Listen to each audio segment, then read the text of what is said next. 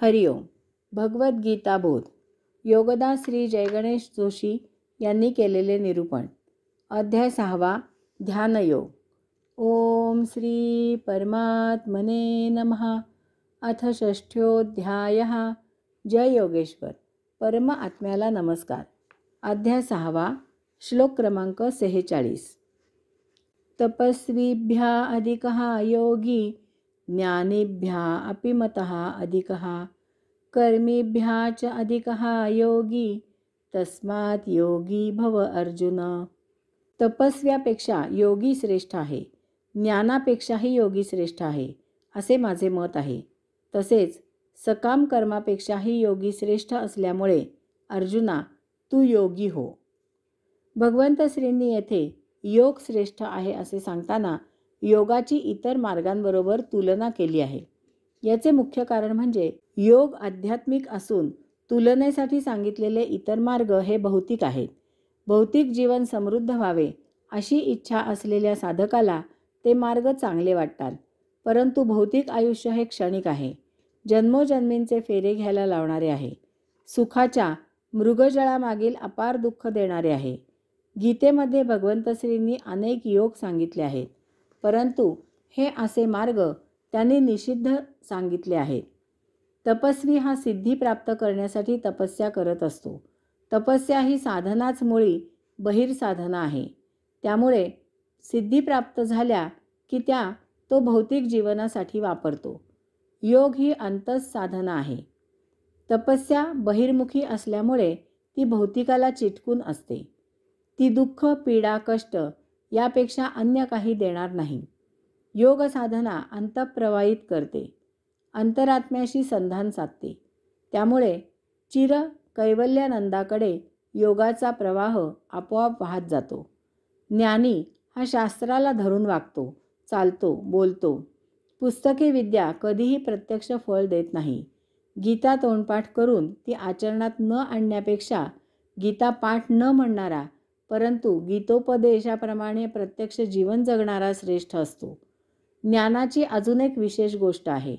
एकाच तत्वाचे जितके वाचक असतात तितके त्या तत्वाचे अर्थ सांगितले जातात. कारण प्रत्येक ज्ञानियाला तत्वाचा अर्थ त्याच्या समजुतीप्रमाणे कळतो, किंवा ज्ञानियाला जो अर्थ समजतो तोच अर्थ त्या तत्वाचा असतो असा समज तो करून घेतो. तत्वाचा खरा अर्थ निराळाच असतो. तो पूर्णपणे समजावूनही देता येत नाही, कारण समजावून देणारा आणि समजावून घेणारा यांच्या कुवतीवर ते अवलंबून असते. व्यसनमुक्तीवर विद्वत्ता प्रचूर, भाषा समृद्ध, छाप पाडणारी नुसती भाषणे देणाऱ्यापेक्षा व्यसन न करणारा श्रेष्ठ असतो. शास्त्राने शब्द, सिद्धांत, तत्वज्ञान इत्यादी मिळेल, परंतु सिद्धी मिळणार नाही. सकाम कर्म हे तर उघडच भोगी जीवन आहे. त्याची योगाशी तुलनाच होऊ शकत नाही. योग जीवन दमन करत नाही, तर निरोध करून ते अंतःप्रवाहित करते. योग आवश्यक भोग उपभोगून परमात्म्याकडे घेऊन जाणारा आहे. यास्तव भगवंत श्री आपल्या लाडक्या शिष्याला सांगत आहेत की अर्जुना तू योगी हो. हरिओम. श्लोक क्रमांक 47. योगिनाम अपि सर्वेषां मद्वत्तेन अंतरात्मना श्रद्धावान भजते यः मां समे युक्ततमः मतः. तथापि सर्व योग्यांमध्ये जो अंतःकरणपूर्वक माझ्यात तल्लीन होतो, असीम श्रद्धेने माझी भक्ती करतो, तो माझ्या मते खरा सर्वश्रेष्ठ योगयुक्त होय. योगाचरण करणाऱ्या योग्याला परमात्मा प्राप्ती हेच एकमेव ध्येय असायला पाहिजे. नाहीतर वैताग घालवायला इतर काही नसते उद्योग करण्यापेक्षा योग साधना केलेली बरी म्हणून वगैरे कारणाने योगसाधना करणे भगवंत श्रींच्या मते गौण आहे. अर्थात तसे करणे ठीक आहे. निदान असा योगी उशीर न होता योगेश्वर सन्मुख तरी होईल. तेव्हा ध्यानयोग साधनेला भक्तियोगाची जोड असणे अत्यावश्यक आहे.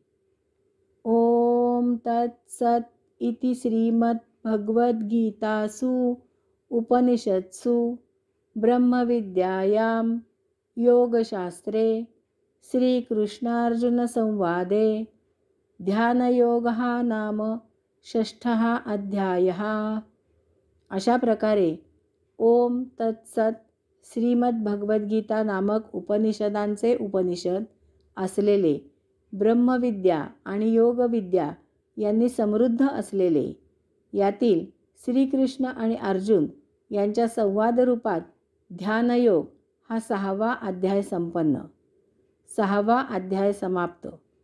ओम तत्सत्त्वम् असि। हरि ओम।